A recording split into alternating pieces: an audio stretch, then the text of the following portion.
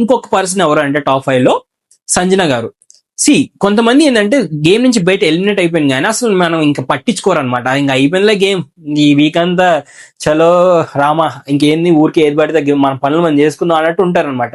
Example ఎవరంటే demon, Nikhil, అంతే maximum వీళ్ళిద్దరే. అస్సలు అంటే అసలు కనపడడం కూడా కనపడలే. అవుట్ అనగానే ఇంకా అవుట్ అయిపోయి అసలు మనం గేమ్ లో లేం రా అన్నట్టు పక్కకి వెళ్ళి కూర్చున్నారు అనమాట. సో దట్స్ ద రీజన్ అలా కూర్చునే వాళ్ళు.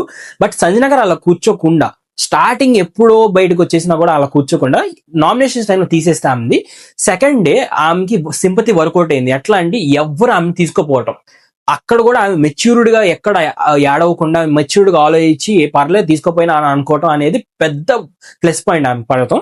ఇంకోటి ఏంటి అంటే గేమ్ ని కొంచెం ఇంట్రెస్టింగ్ చేయటం. ఇంట్రెస్టింగ్ ఎలా చేసిందంటే నాకు ఒక పవర్ ఉంది, నాకు ఇది ఉంది, నాకు అది ఉంది అని చెప్పేసి ఒక డిస్కషన్స్ పెట్టుకోవటం అందరి దగ్గరికి వెళ్ళి. అండ్ ఇమాన్యువల్ వచ్చి నువ్వు రెబల్ అంటే ఒక మాట చెప్పు, నువ్వు అవుతావు అంటారు, నువ్వు నా ప్లేస్ లో నువ్వు ఉంటే నువ్వు చెప్తావు నువ్వు రెబల్ అవరా అని చెప్పేసి అనడం.